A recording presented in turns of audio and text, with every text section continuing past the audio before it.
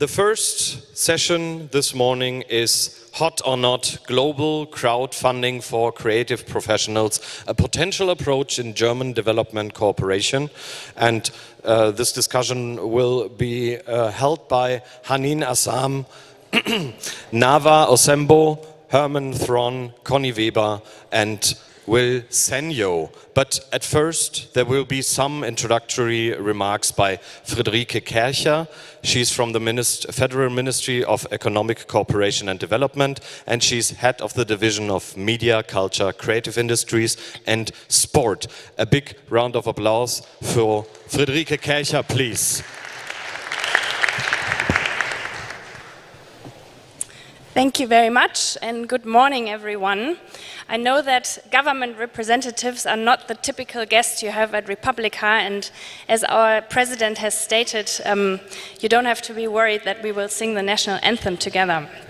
I just want to give you a short introduction why we're here and what we will be talking about. And I want to start by asking you a question. And the question is, what do German development cooperation, creative industries and crowdfunding have in common? And you may think, not much, very different areas. But there are things they have in common. Number one, they're all about creating opportunities. And number two, they're about empowering people. Why creative industries? What are creative industries? I probably don't have to tell you, but they are really in many regions of the world, and in particular in Africa, which is our partner country, the country the region, not country, region we cooperate with most. This is a real future market. When we talk about creative industries, we talk about the film market, we talk about music, design, fashion, and usually the news we get from Africa are a lot about conflict, crises, and war. But there's much more to this continent. Fortunately, there's a huge, young, very dynamic, very creative population, and the growth rates in Africa are actually quite promising. So, and with creative industries, another asset you have is to preserve cultural diversity. We don't just want to watch Hollywood movies, we also want to see Nollywood, for example, films made in Nigeria. So German Development Corporation has started to support this sector in particular, which means it's not about telling Africans how to improve their culture. I think that could be done the other way around. There's a lot of culture, a lot of creativity there. We are thinking about what we can do in terms to improve framework conditions so that creative entrepreneurs, artists can actually live from what they do, that they have an income, that we can create jobs. So that's why we are engaged in creative industries. You may not know that the film industry in Nigeria is almost as big as the agricultural sector, and that, for example, in Kenya, the film sector has the same economic power as the manufacturing sector. So it's definitely an area to look into. And I hope that we don't have to wait too long for an African film to win the Oscars. Soon, hopefully. But it's an informal sector, not organized, and the access to finance is a challenge. And in fact, actually the lack of access to finance still tops the list of constraints for small enterprises. Plus, some of the products that are developed by the creative industries are so new, so innovative, that you cannot really access the market potential. So it's difficult to find loans in banks. And for this industry, we need to close the gap between the microfinance services that are still in place and big venture capital and loans. For example, if you have a startup in the music industry, and I think we will learn about that from the panel later, You may require funding that is higher than the classical microcredit range, but small enough to be interesting for a conventional bank loan. So why crowdfunding? It has several advantages. What I found interesting that crowdfunding is not as new as you may think. It came to people's attention within the last 15 years, but in fact, it has quite a history. One of the first cases of crowdfunding was the Statue of Liberty in New York. In the 19th century, it took 160,000 individual loans to finance the base of the Statue of Liberty. So the mechanism, the idea is not so new, and it has a history and shows that it has worked. Another advantage is that you create a democratic environment, or actually a way for collective decision-making by crowdfunding. People who put up their projects can actually communicate with funders, with people who support them. They can exchange ideas. They can further develop their products.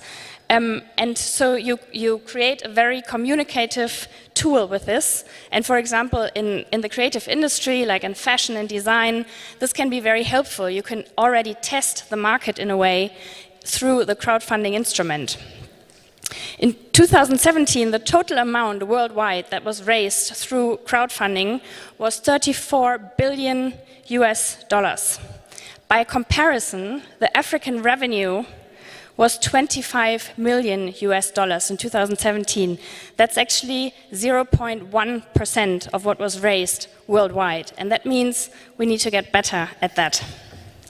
And how can we do better? And how can we better raise the potential of crowdfunding, in particular in Africa? Even though Africa is so big and of course so diverse, when I say Africa, I know that I'm talking about 53 countries and a lot of diversity, of course. But nevertheless, it's important to think small for once, not big. And what does it mean? It means that we shouldn't try to catch up with well-established crowdfunding markets, but to create tailor-made crowdfunding markets for local specific contexts, because most of the time we're talking about niche markets. We need to use the services that are available. For example, mobile phone-based money transfer services. You may know that in Africa, I think almost everyone has a mobile phone, and anything is done via the mobile phone, much more so than in Europe, from banking to watching movies to mobile reporting by journalists. So use those services and cooperate with partners at all levels, including banks. Crowdfunding can actually also be interesting from a banker's perspective, because a very small or micro enterprise can raise funds through crowdfunding and then has a base, capital, a little bit of capital to work with to apply for a bigger loan from a bank. And now the third part, why international development cooperation? And this is still, we're still trying, this is our innovative area, I would say, in politics, to support crowdfunding as a financing mechanism. What we can do, and we're looking into this option, is to match funds, for example, or to top up funds that have been raised through crowdfunding. What we can also do is to reduce risks and provide securities. And of course, as a government, as inconvenient as it may be sometimes, we can talk to partner governments and regulators and talk to people who can improve framework conditions, who can introduce tax incentives, for example, for people who raise funds through crowdfunding. So I will promise I will listen very carefully to the panel that is ahead of us. I'm very much looking forward to meeting the panelists and listening to them. We have picked a very interesting crowd here, actually, for the topic. And to give you my personal answer to the question that is posed here, hot or not, I would say definitely not cold. Thank you.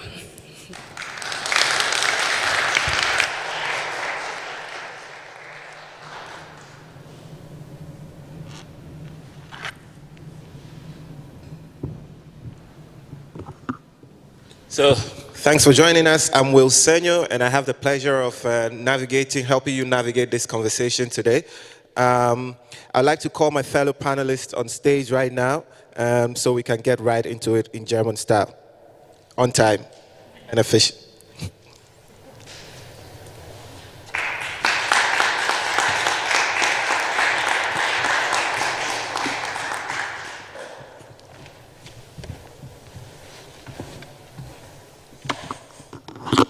So the conversation here is one dear to my heart. I work mostly with young entrepreneurs and creatives in a city called Accra, Ghana.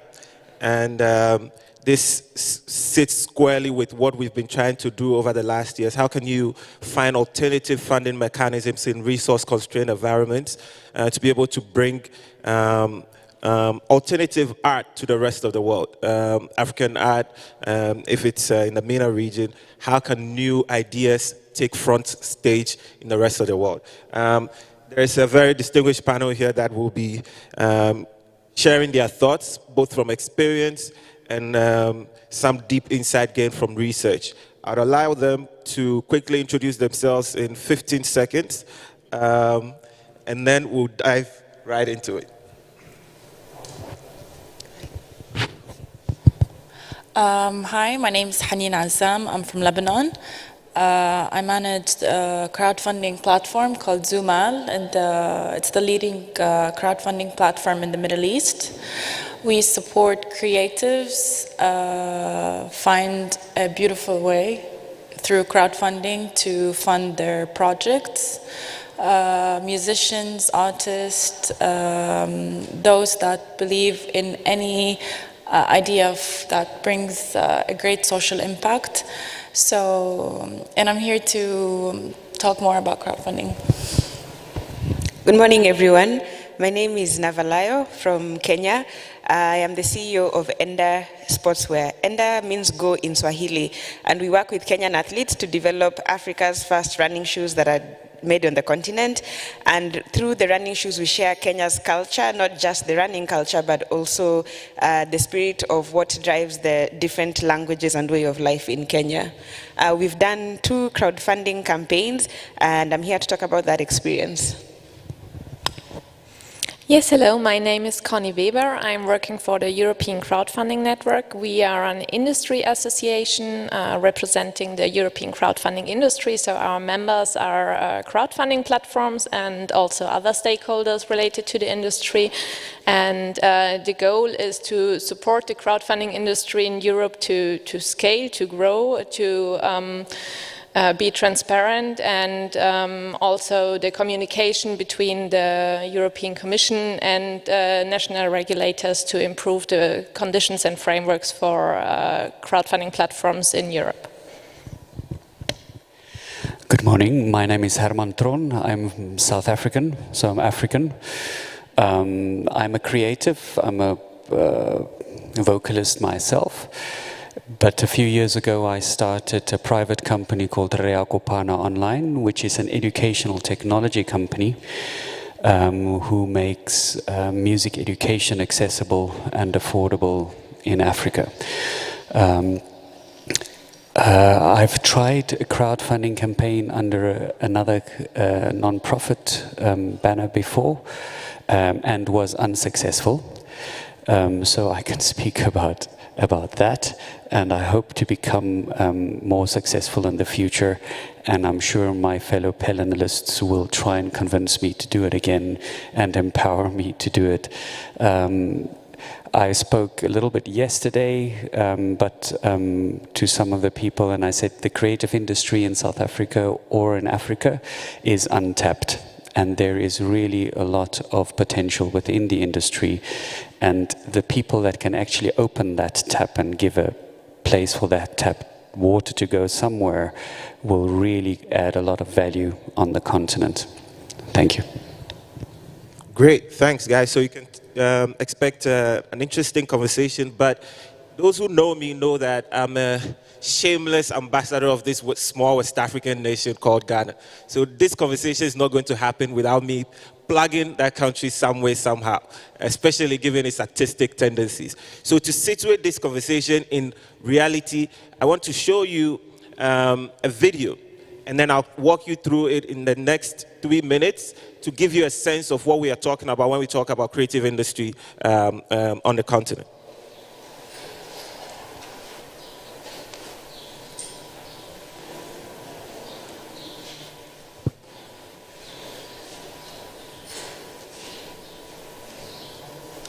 Is that video playing?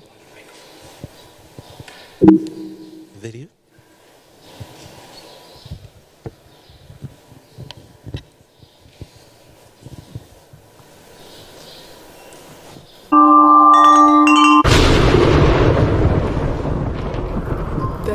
story of my childhood is a strange one. So strange that most people find it impossible to believe.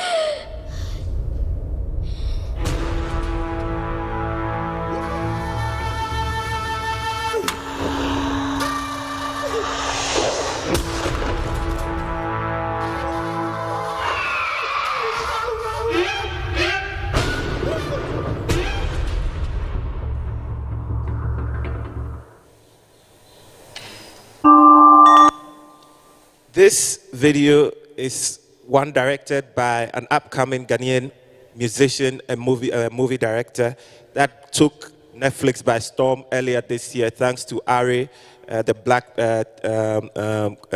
Film Collective.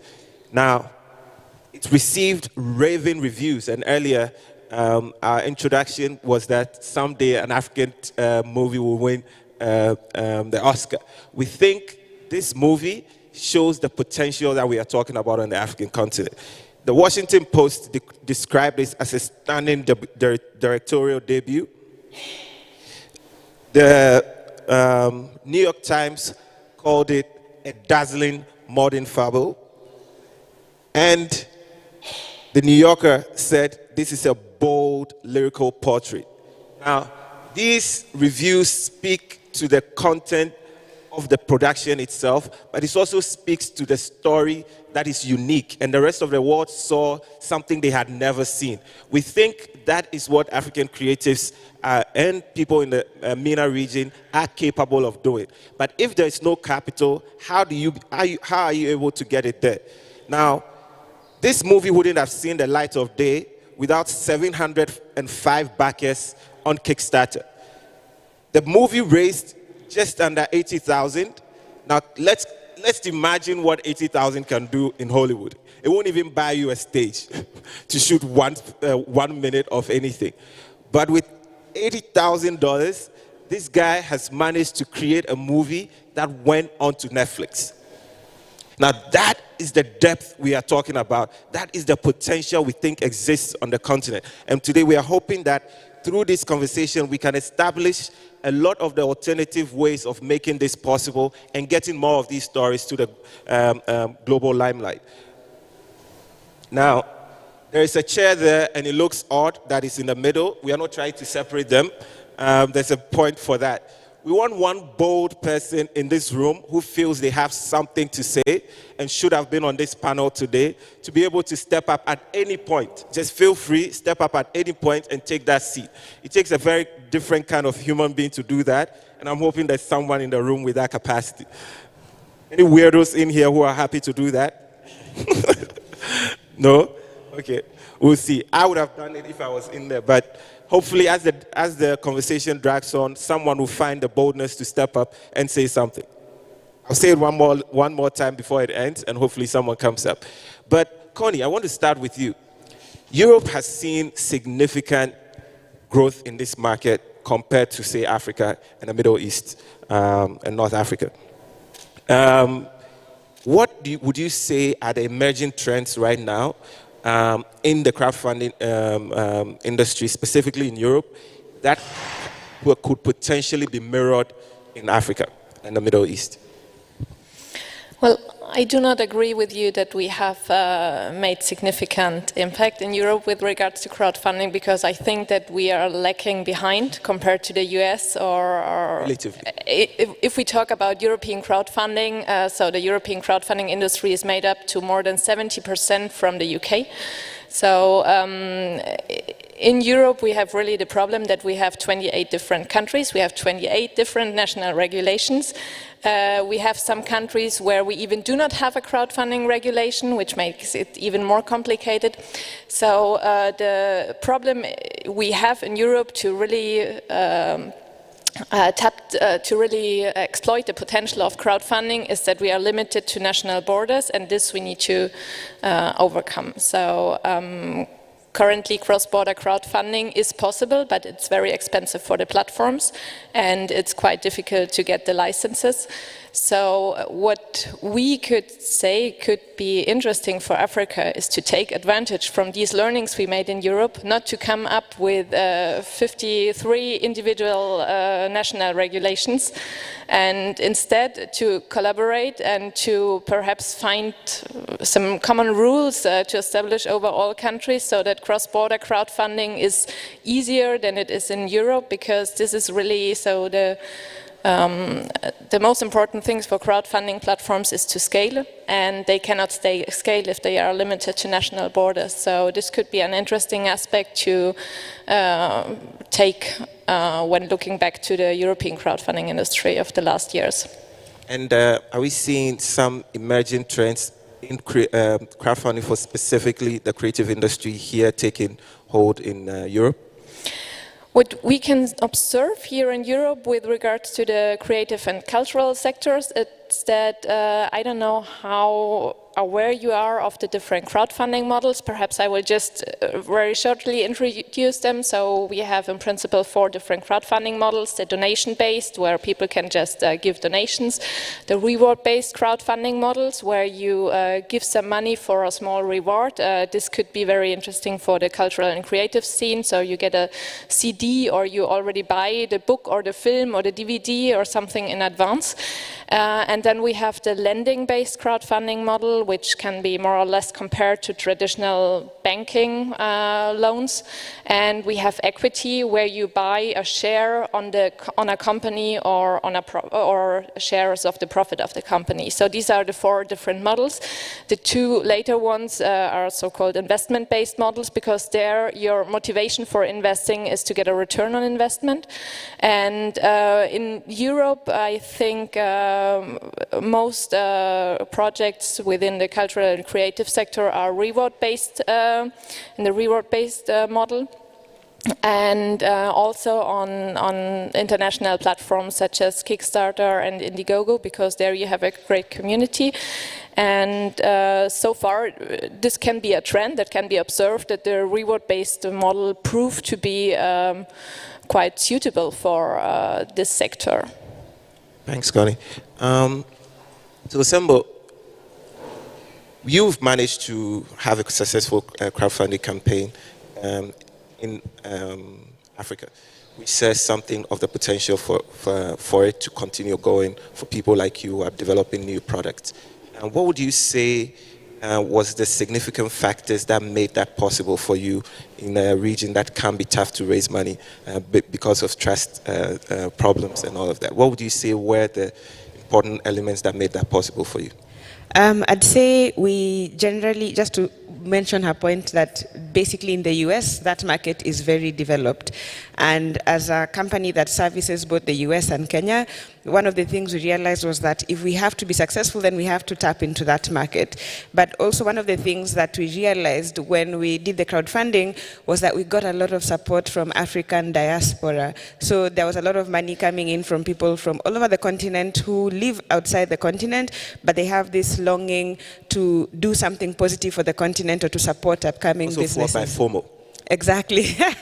It could be. So I'd say the criteria for making it successful was, I don't think it's Africa specific, it is just project specific in terms of how many people can you attract to your campaign at that particular point.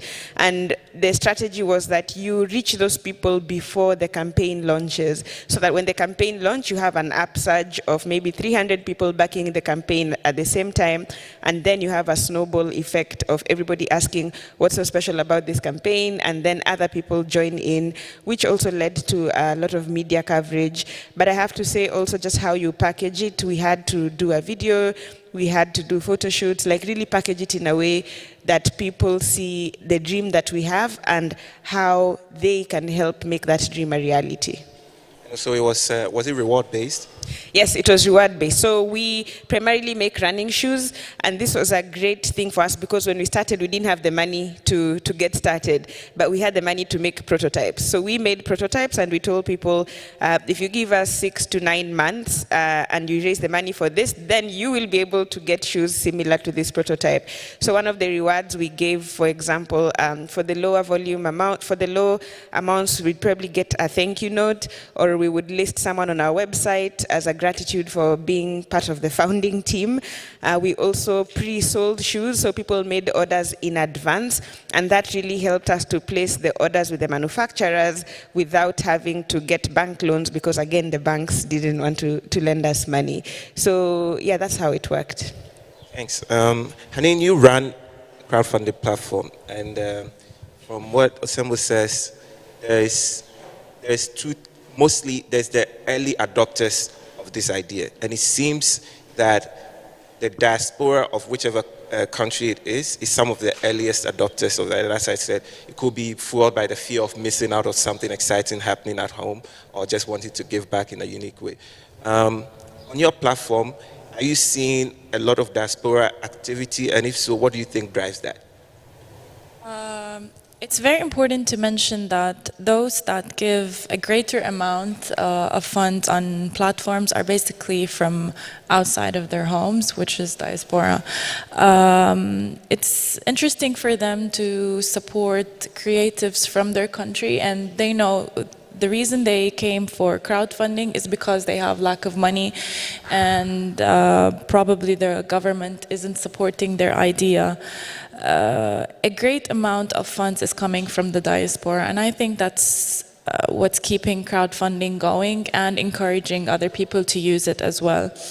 Another thing about crowdfunding is it doesn't just support the project owner to pre-sell their product, as you said. It's also testing the product, sometimes getting criticized about it, how to improve it, how to have it grow in a better way.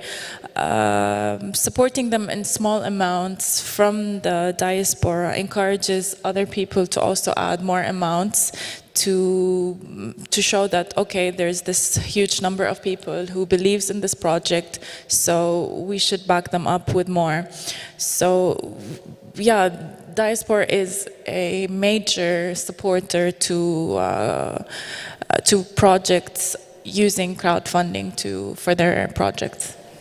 Yeah, and on that point, we'll come back to why that seems to be the common thread wherever it is, if it's in an emerging market. And with some of the research is indicating that it might be tied to payment systems and how much of it is local and how much of it is global. But let's put a pin in that. Herman, you have dabbled in so many things and currently focused on the online music school. Now, if you were to thrive with that, the goal will be to get as many people getting their content out there, letting their talent show, all of that. How do you imagine crowdfunding could play a role in helping the final outcome of the online music school actually get to scale? So just a little bit of background. There are a lot of online tools in learning music currently available, but it's usually designed by first world minds and first world companies. So in South Africa and Africa, access to music education content is cannot be data heavy because everybody's got a phone. And music is taught mainly by first world countries in an online environment through video, which is unaffordable. And then to get access to the content is one level. In South Africa or in Africa, most of the people don't have access to music education infrastructure for support to get them through the content, to take them on a journey of learning this concept that they are passionate about. And for me, as as somebody from an education point of view, running shoes is something physical that people can look forward to getting in the post when the crowdfunding campaign is different. I'm selling access to music education, which is a more of a hard concept than a physical concept. So since yesterday, because we had a caucus before we came, because we can't just walk in here and just bare our souls to each other and we don't know what we're going to get. But I've been really thinking about how could we package a reward system for people that want to commit to a crowdfunding campaign that does not necessarily need a pair of shoes or a new USB gadget or something like that. And for me as a creative, it's more complicated. Because the creative space is more complicated in terms of grant funding, in terms of being a private company or not. So if you have to think of the musical systems in Africa, every region is different. And we have to create access to that, open a window to that. We have instruments that the West have never even heard of or seen or heard playing, and that's what we want to do. But my question to myself is, and they've told me what I did wrong with my previous attempt, and I've learned a lot. So how do we create access for me as through a vehicle which is a really positive vehicle called crowdfunding for creatives in Africa when you work with the arts, and how do you make that palatable to a consumer, a public who wants to just consume stuff, and I don't know if I answered your question, but I think what came across is that I don't have the answers. And hopefully through forums like this, we can create a pathway, like an emergency pathway in the plane, to follow and say, okay, this is how you can actually actualize that potential within markets. Thanks, Herman. Yeah, Osembo wants to. Yeah, so I think in my experience, there is a perception that for you to crowdfund, you have to have a physical product. You don't really have to have a physical product. And especially for the arts, because I know other people who've managed to raise money without being in something where, as you say, there's no physical product. One of the things that is really valuable right now is content. So content doesn't necessarily have to be in a physical form. So for example, giving, if I just brainstorm wildly, I'd say, for example, giving your backers an early access to maybe a performance from a student who has gone through the system, or basically them having to see the reaction of students for the first time being told that they have qualified for this. There's some of these things that have an emotional value that you don't necessarily need to give someone a physical something. You need to show them that through their support, you have been able to do something. And also, for a project like that, there are also other crowdfunding platforms where you get people to support every month. So an example is Patreon, also in the US, but I think other people can access it as well, where backers decide that every month I'm going to give $5 or $10 towards an artistic project, and then that gives you less pressure of having to produce something immediately, because you have a community that you have already explained to them what you're doing, and they know that you'll probably give them something after 6 months or after 4 months. So it's very possible to do crowdfunding even without a physical product. Thanks for that. And Connie, I wanted to get back to you on the issue of government, because a lot of this conversation cannot happen in a silo without some policy conversation. And given the issues around regulation and potential people taking advantage of a system like this to have fraudulent operation and all of that, is there any regulatory sandbox you've seen, at least in Europe or any part of the world, that is interesting enough that you think has potential in emerging markets? Something that can help bring this to light in a way that is experimental, but also can get a lot more get crowdfunding a lot more traction in Africa and the Middle East. Yes, so perhaps I explain a little bit about this regulatory sandbox approach. So basically the UK is a country which are performing very good in Europe with regards to crowdfunding, and one reason is that they have a very good regulatory framework. So they have experimented with this fintech sandboxes where innovative fintech companies, also crowdfunding platforms, could play a little bit around without having to comply with all the regulatory aspects.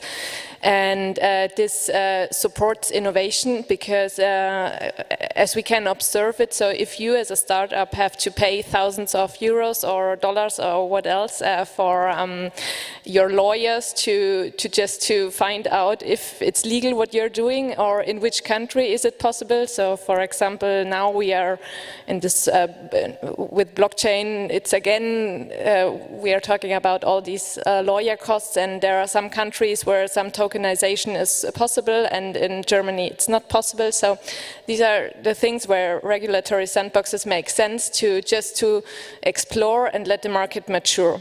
But when we talk about the creative and cultural sector, so we are looking here more on the reward-based model. And for donation and reward-based models, usually there is no regulation necessary. So usually it's legal. Perhaps there might be some countries which have certain regulations or restrictions, especially when it comes to money flows from outside the countries, or some tax aspects you have to consider when shipping, buying, pre-selling shoes or something like this. So these are aspects you have to consider and where regulation makes sense, but this is on another level. So these regulatory sandboxes make sense for investment-based crowdfunding. And so far, I think, as in Africa it's starting, it's probably better to test it on a small scale with rewards based, and then more sophisticated financial models also in combination with crowdfunding can develop. So this is also the observation we made in Europe. So it started 2008, 2009 with Kickstarter and Indiegogo, and later on 2012 to 2014 more complicated financial alternatives came up. Thanks. That makes sense. Yeah, Hanin wants to. Speaking on what Herman was saying, sometimes those who fund projects on crowdfunding platforms, they aren't just funding them for the cause of getting back a reward or a perk. Most of the time they're just interested to support those projects because the way they pitched their project was so passionate. I mean, part of what we were saying, that selling education is hard and it's not something easy. Well, the whole crowdfunding process is not easy at all. Convincing a huge number of people to give you small amounts is a full-time job. It's something very hard. Yet most of the people just add those contributions because they believe in whatever you're trying to do, because you're passionate about it, because you love it. I mean, at the end of the day, you're doing something beautiful. You're going to create a great social impact on the African community and maybe outside as well. And earlier, when we were discussing about the diaspora, also there's another challenge that you might be facing in Africa or in other regions, speaking about the Arab region, for example, on Zumal, most of the project owners in their community or in their country or even in the region, the concept of crowdfunding most of people aren't so familiar with it, and sometimes they go like, it's unsafe to donate online, it's unsafe to add my card credentials online, so they do not support. So there comes the diaspora, where they're already familiar with the process of crowdfunding using online platforms. So yeah, I wanted to add that. To follow you, right on that, you sit in the back end of the flow of money to artists. You help deploy money to crowdfunders, from crowdfunders to people who are raising capital. And if I remember, how much have you managed to deploy over the last few years? We've reached almost $2 million. Exactly. Now, with that sum, you definitely have some behind the scenes on what makes good crowdfunding campaigns successful. From that bedside perspective, what would you say are the two things people should consider mostly when trying to raise money through crowdfunding? The major thing actually is to nurture their network, because having a great network or a great fan base is definitely the best way to convert those friends or network or people into dollars in some way. I mean, that's one thing they need to do, just filtering all of your contacts, having a potential number, X amount that this list, for example, can give you, is one very important thing. Harassing everyone on social media just to spread the word about it. Yeah. Not just by words, showing them images, videos. Now the social network is quite really connecting people together through WhatsApp, Facebook. Looking for a great network is something very important. I mean, you can just log on Facebook and find all of those events, business pages. You can find a place to market your idea at some point. Another thing is writing your project in a way where you show people who you are, what have you accomplished among the time before, what will you be doing with the amount that you will be raising, and how will it be spent. And what's most importantly is showing them the impact that your project will be doing for the community, for the region in general. So I think that's basically two very important things that project owners should consider. There's something on my mind, and Herman, you should give your... Okay, I want to jump in. So I'm a multimedia specialist, worked in the broadcast industry, etc. To put a campaign together is easy for me. To write nice words, to do video, to do all that stuff. And I did that and it didn't work. And I found, because I'm an entrepreneur and I work mostly alone, that to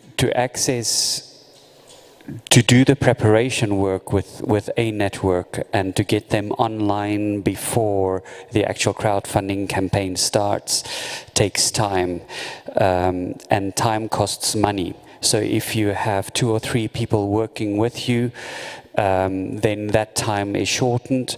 But if you have to do it alone, that time is long and becomes, which means I don't work on the other stuff on my project.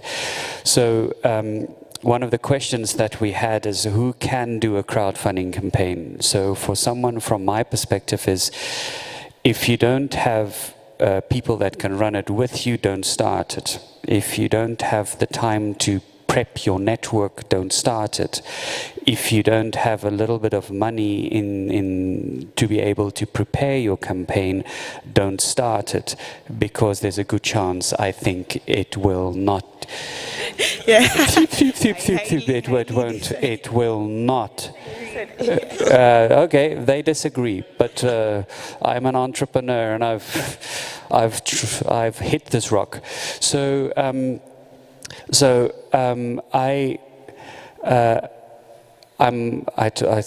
I hope to be enlightened, but this is a real perspective from an entrepreneur on the ground. Having to, after I failed, I thought, okay, let's put that on the shelf.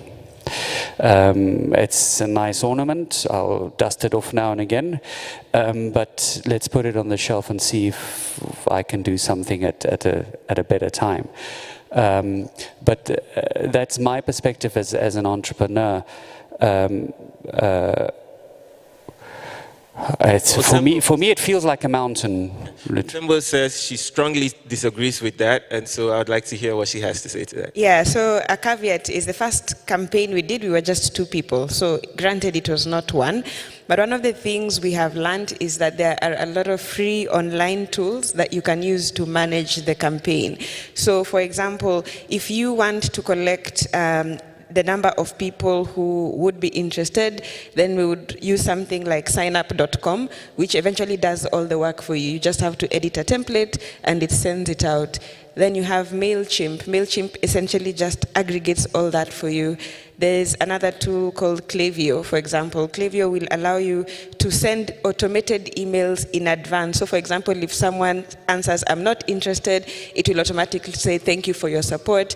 If someone says, I am interested, then you say, great, sign up here. So there are a lot of tools that I would essentially say it's a knowledge gap, where you as one person have all this ability, like all this work to do, but then there are so many tools that are free and online that you can just basically use to manage the back end so that your interaction is very minimal. Another tool, for example, is also Facebook, Instagram. You can preset the posts way in advance so that by the time you're going into your campaign, you have put all the posts from beginning to end of your campaign, so the system just automatically updates. So it is possible. You just need the knowledge to know what tools are there to help you do it if you're by yourself. One more thing. You just said that you tried it once, but probably this experience you might have put down something to learn from, something you shouldn't be doing again, and something you should improve. Also, it's never so hard to do something on your own. At the end of the day, you're the only person who can convince everyone in this room about your project because you're more passionate about it. You know exactly how you want to do it. Maybe the way you wrote it down, the literal way you wrote it down is not right, or it wasn't appealing to most of the people. Yet I'm pretty sure with all the technology, the applications, maybe there are a few tweaks that you could do to your business that would have those people get convinced. I mean, there are too many musical schools around there, too many tutorial videos online, but you have to just stand out there and just convince all those backers, potential backers, that I'm different. What I will be putting out there will definitely just blow your mind. So you have to be unique at some point.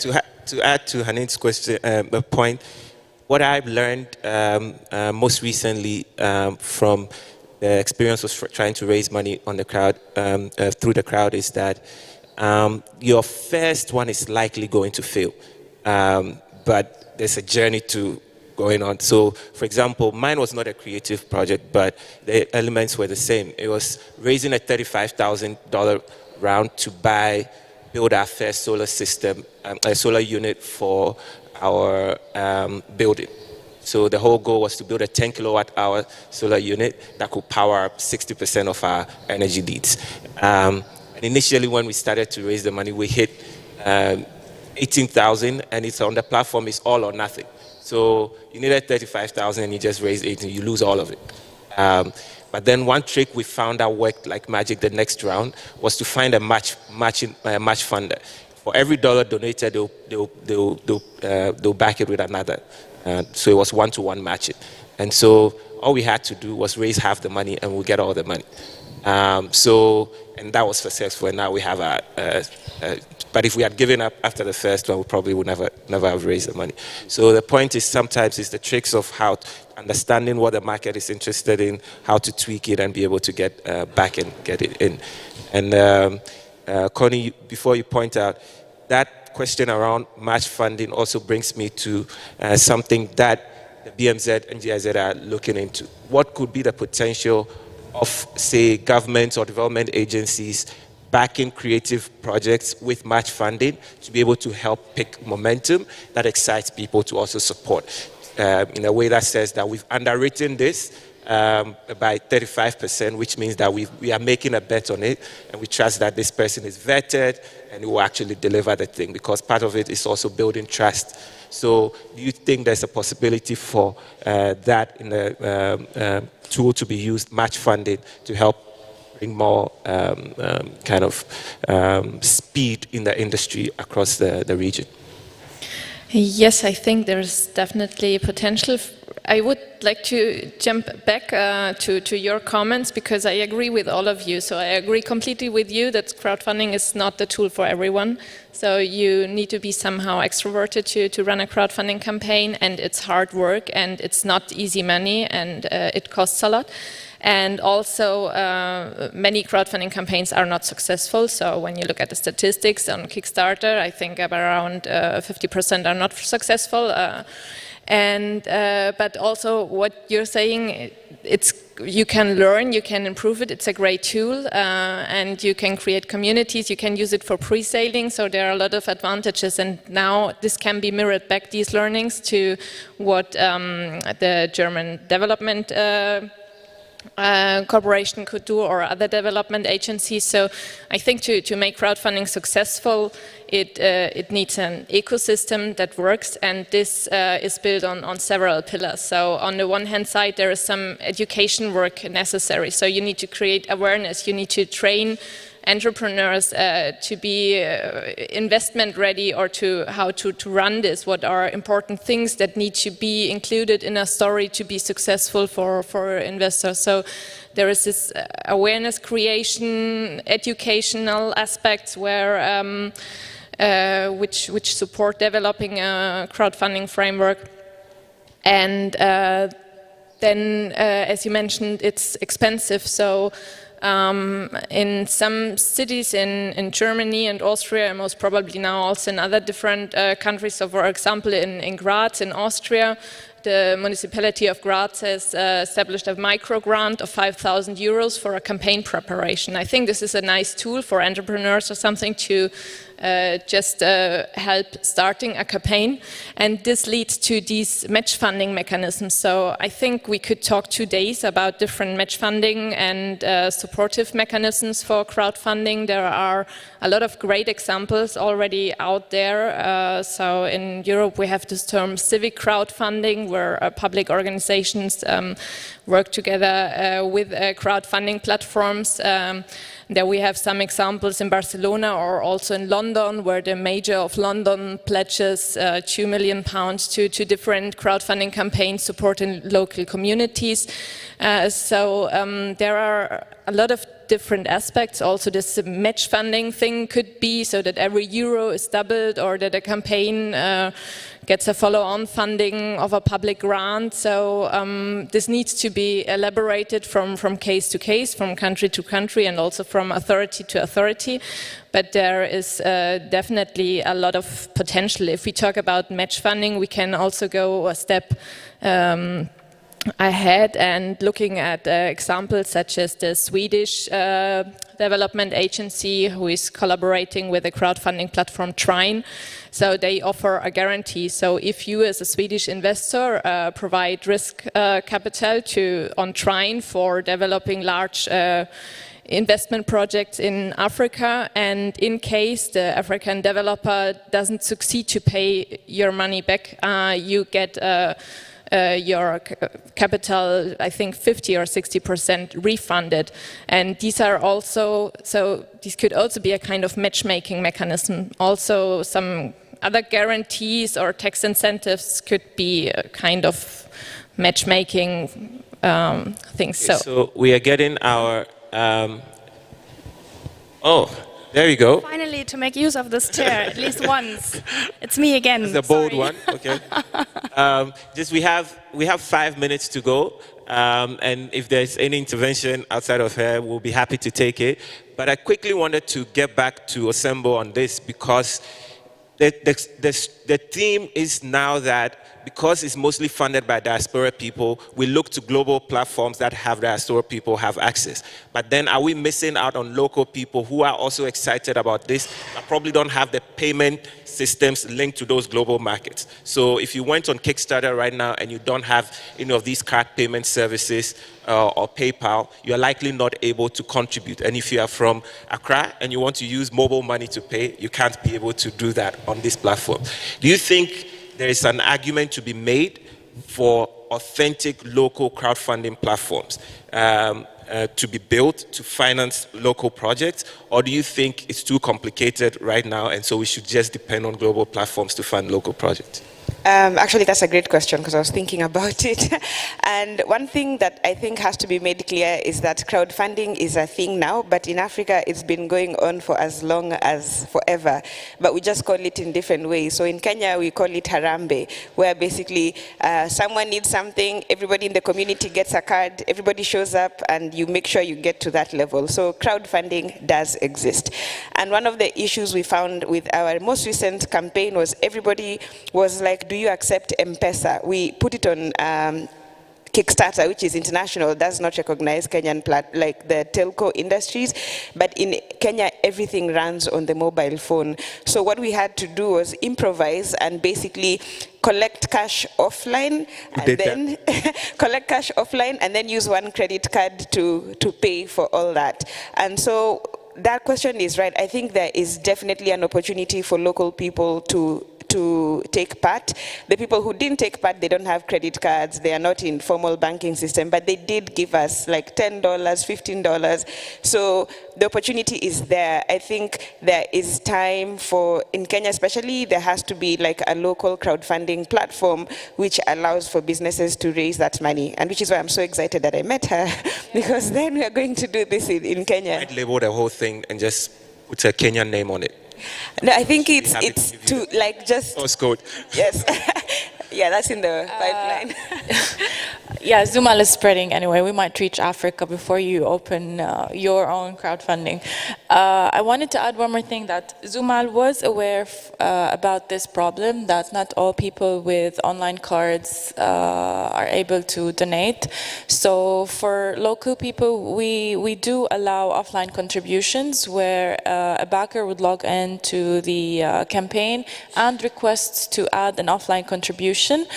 By adding their personal details, the project owner would then contact the backer, and they would arrange together a way to meet up to collect this amount in cash, and sometimes using Western Union, sometimes collecting a check, for example.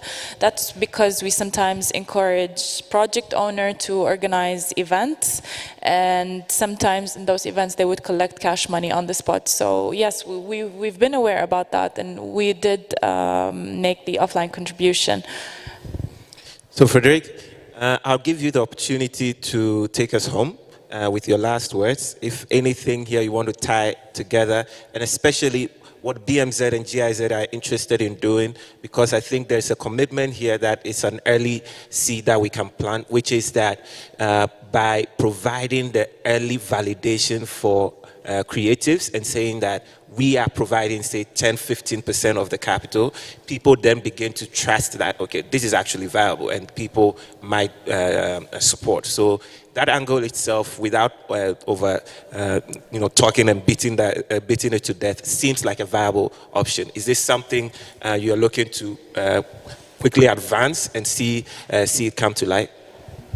Thank you, William, and thank you to the whole panel. I'm very, very impressed with the experience you already have collected. And as I said, since I didn't want this chair to be empty until the end, and in combination with what Connie said, I just wanted to make a comment and talk a little bit more about what we are doing and thinking about in the context of German. 1 minute, by the way. Yeah. Oh, great. 1 minute. So what we have started a project in actually 6 countries, 3 of them in Africa, in South Africa, in Kenya, and in Senegal, with GIZ, the German International Corporation, and the Goethe Institute, which is an absolute first. So we're bringing together development cooperation and German Cultural Institute to promote creative industries. And what does it actually mean on the ground? So it means precisely what you've said, Connie, that we will get in contact with creative entrepreneurs. We will do trainings on entrepreneurship. We will try to help creative hubs to come to the fore. And I know that there has already been a lot of development in these terms. And what our aim is really to improve the framework conditions. One is on the ground with the entrepreneurs. Second step would be to help the industry to organize itself. I mean, to form interest groups, to have, collect the voices so you have a stronger voice towards the partner governments. And then the third step would be to, of course, also talk with the partner governments. We also, in German Development Corporation, we have, of course, financing mechanisms where we encourage the private sector to invest and where we do toppings, where we top up the investment amounts.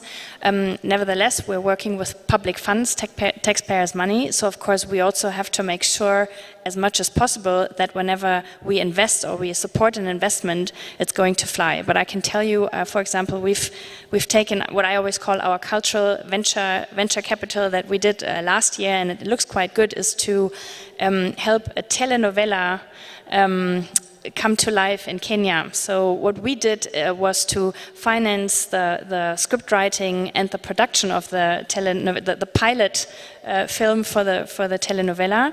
But the idea is, that's where we invested as a government. The idea is that eventually the market will take over, so that Netflix, iFlix, Google, you name them, that they will say, this is a great high-quality product. It's a local product. It's written and filmed by Kenyans.